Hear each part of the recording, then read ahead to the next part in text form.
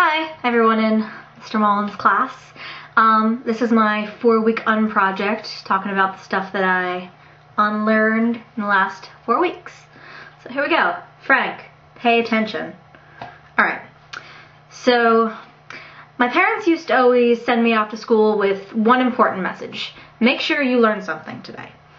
And that's really the basis of what school is, right? I mean, learn something. Learn things to further your life path. In elementary school, that was easy. In 2nd grade, I used to have a diary where I would write down every day one thing I learned. And it was always something like, today I learned that mercury is what's in thermometers, and a bottom feeder fish is a fish that feeds off of the junk on the bottom of the fish tank, the ocean floor, I guess. Like, it seems like peculiar stuff to learn now. It's kind of just like the basic stuff you learn in elementary school. So once I got to middle school, you learn more important things. Like, you know, they develop those. Like, mercury is now an element, so I know that. And to keep my fish alive, I have to test the pH in the fish tank to see if it's acidic or basic. So, sort of like build on that.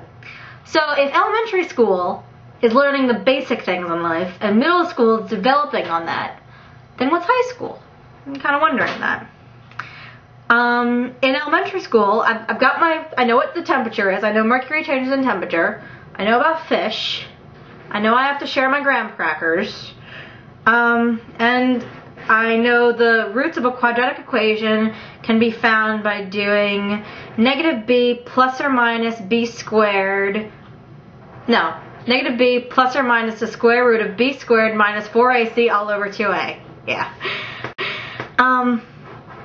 And at home, I learned things like my values, like respect people, don't interrupt, be kind to others, treat adults well.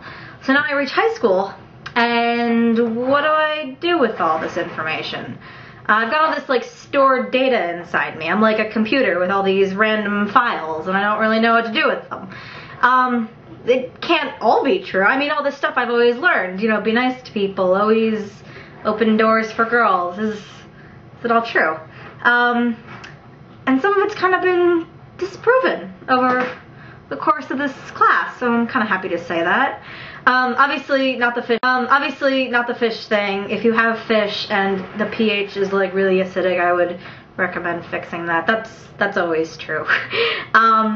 So we'll go by story at a really slow pace, because I know a lot of you are still, you know, out partying last night. So I'll go slow, because it's still, you know, it's probably before noon, so I'll do that. First story, In the Penal Colony by Franz Kafka.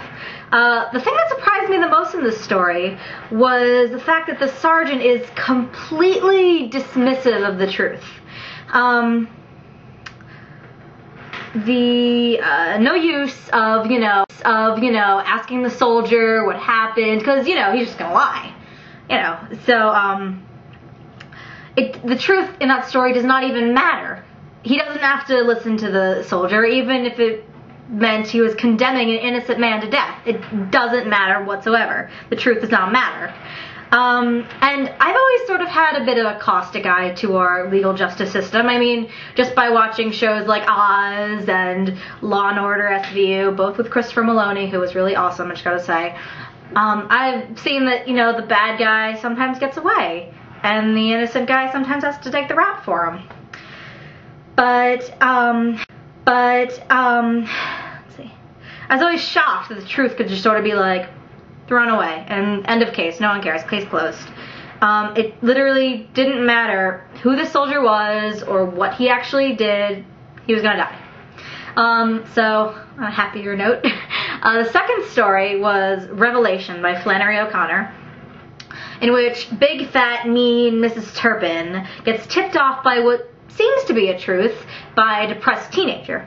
When quiet little Mary Grace throws her book at Miss Turpin and calls her a mean old warthog from hell and tells her to go back where she came from, what does she do with this information? She goes home and she cries for a little bit, and then she goes to talk to her servants, and she has the same prejudices about them, saying the N-word in her head, you know. She still doesn't trust them. She just, no, I'm not a mean warthog from hell. I'm not. No, it's not true. Not a truth. She even treats her little pig cruelly. She like sprays it with a hose. Even if she has this weird, vast revelation that we don't even get tipped off on, it doesn't seem like she's really doing the right thing with this truth that's been given to her. So also by Flannery O'Connor, we have The River. Very good story. Tells about a young boy who is taken down to see a preacher by the river. And he learns that the supposed truth is that unless he is baptized in the river, he does not matter. And one second, I have to shut my dog up. Sorry, where was I? Oh, right, Bevel. So the supposed truth is unless he becomes one with the river and is baptized in the river, he's not really a person or a Christian. He doesn't really count. The preacher tells him he does not count unless he becomes one with the river. So it's a very important truth, but he does the wrong thing with it and innocently goes into the river and is just carried away. So my parents also used to send me off with this other important message: always tell the truth. Jesus allegedly said that the truth will set you free. And though I've always tried to be truthful, even if it's a painful truth, I've always tried to get the truth out, usually. But these writings brought me to the conclusion that real earth-moving truths, like, don't be prejudicial. You don't count unless you are one with the earth or God or whatever. You know, the truth is always, you know, truth. The truth, it doesn't matter. What really matters is perception and what one does with the truth. The truth doesn't matter in the penal colony because the soldier's going to die anyway. The truth doesn't matter to Miss Turpin because she doesn't want to believe it, and the truth does not matter to the young devil because he's dead. Philosophers always have this question: what on earth is the truth? Well, the truth is not on Earth. And let's look at a scientific fact. Pluto, for instance. It used to be a planet, and now, within my lifetime, that's not true. It's not a planet anymore. It used to be a truth, now it's not a truth. If truth can change so fast, then I figure truth does not actually matter. So I've unlearned the significance of the truth. And the important thing is to know what to do with the truth and your own perception. And if I was you, I would not take my word for anything ever again.